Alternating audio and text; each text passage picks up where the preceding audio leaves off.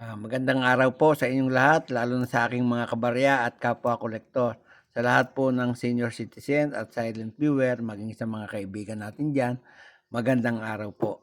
Narito pong muli si Mari Victoria at nagbabalik para ipakita sa inyo itong aking nasa lubong mula sa aking bayaw na nanggaling sa Papua, New Guinea. Ayan po yung mga binigay niya. Pag-usapan po natin. Umpisahan po natin dito sa Tentowa, yan. Tentowa po yan. Medyo isusum ko lang po para makita ninyong mabuti yung denomination. Ayan, Tentowa.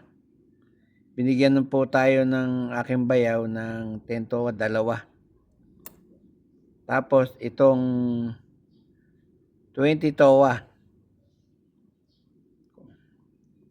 Tapos po itong 50 towa. 50 towa po yan. Yan. At ito pong may butas sa gitna. Yan po. 1 kina. Yan po. Kung mapapansin po ninyo, lahat po ng barya ay mga hayop ang nakadrawing sa kanilang likod. Sa harap na bahagi, makikita ninyo ay yung isang halaman o isang hayop na lumalapad ang buntot. Ayan. Makikita ninyo.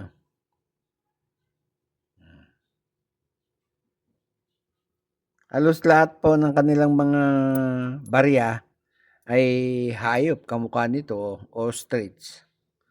Yung pong sa wangkina, yan po buhaya. Oh.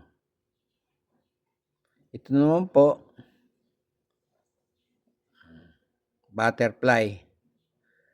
Ayan. Tapos itong sa tentowa parang unggoy, parang matching. Yan po ang kanilang mga pera. Yung denomination naman po ng papel ito, 2 towa, 2 kina. Yan po. Maganda din naman po ang disenyo ng kanilang pera. Yan po. Tapos ito, 5 kina. 5 kina po yan. Yun naman pong isa, ito, 10 kina. Yan po. Kung mapapansin nyo po yung kanilang pera, yan po. Polymer na rin po. Yan, makikita nyo. Yung parang plastic. Yan, para matibay nga naman. Yan, nakaiuso na po sila sa paggamit ng polymer dahil halos lahat ng bansa ay gumagamit na ito para maging matibay. Yan po. Bayaan nyo po at sa susunod, pag-uusapan po nating isa-isa itong mga binigay na pera sa akin ng aking bayaw. Pansamantala ay nagpapasalamat ako sa aking bayaw na si Ramil Valerio. Yan po ay asawa ng aking kapatid na si Rowena Victorio. Yan po. Kaya salamat po sa kanya at sa kanyang pagbabalik ay nakasalubong nga po tayo ng mga pera ng ganyang bansang pinanggalingan. Yan, maraming salamat bayaw sa ipinagkaloob mo sa aking pera ng Papua New Guinea. Hanggang dito na lamang po ay yung aking video.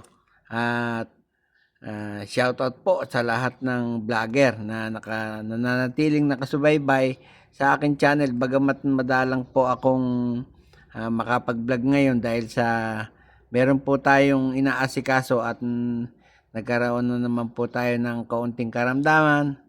Ayan. Pero sa awa ng Diyos tayo ay nasa magandang kalusugan na. Yan po. Paalam po sa inyo. At sa huli ay masabi kong mabuhay tayong lahat.